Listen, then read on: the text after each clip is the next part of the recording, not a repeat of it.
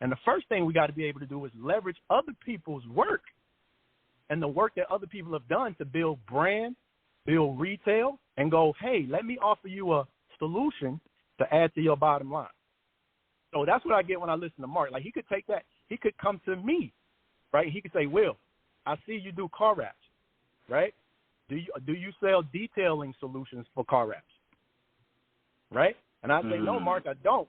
How do I, number one, how do I build that? What do the numbers look like? How do I integrate that into my business, and how do I sell it? I bet you Marc could tell me, he could snap his fingers and go, boom, I got you. How about this? Let me let him snap his fingers right now and see if he got you, because he's on the line live in 3D.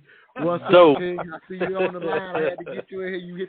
You raised your hand. We talking about you, so I guess you decided to go ahead and jump in here, huh? Hey, I heard my voice. I said, man, that's me on the line. Let me jump in this conversation. You know,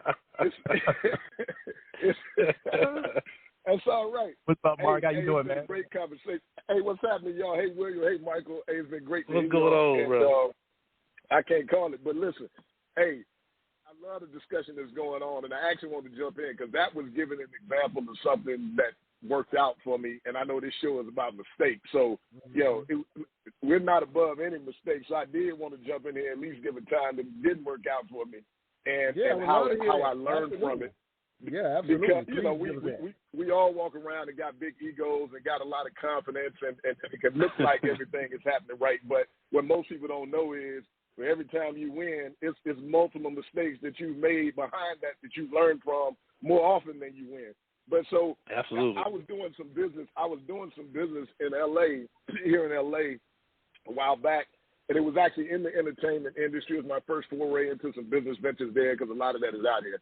Long and the short was, I'd done some business with this guy for a long time, and we had a show. We had a live show. He owned the bar. He owned the whole deal. Everything was going great. I trusted him. He came to me with an opportunity.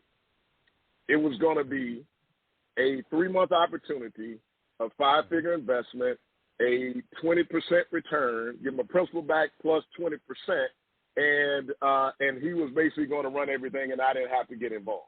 I won't give you the details of it because we got a short time.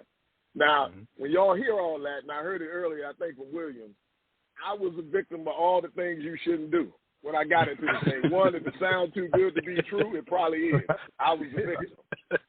If it's fast money, 3 months, I was a victim. But I trusted the guy. I knew him, and I had been doing business with him.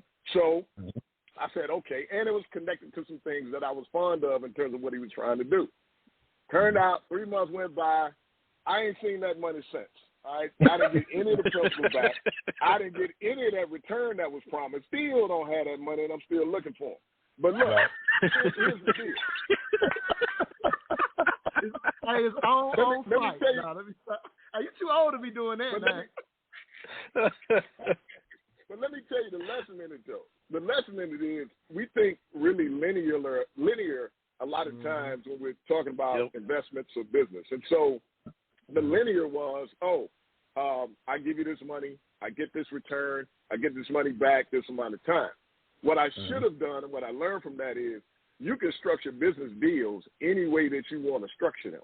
What I should have done, because I knew he owned this bar and this club, I knew he owned this entertainment venue, which, by the way, did continue on for multiple years after that, but I hadn't gotten my money back, which was a adjacent thing. What I should have done was say, okay, all right, that's part of the deal, but here's what we're going to do. If in 3 months I don't get what I'm promised, okay, that's going to transition into an equity share of your bar. Yes, sir. Or I'm going to get a percentage of revenue from what's happening on these nights that you got going on until I am paid my proper return.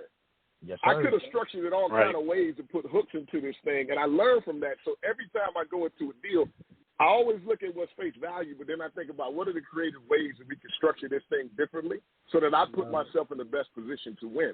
Now, you still got to take risks. So nothing, you're always taking risks, but that was my biggest lesson. So every time, it's like when I played Monopoly, I was playing Monopoly with my daughter and my son last night.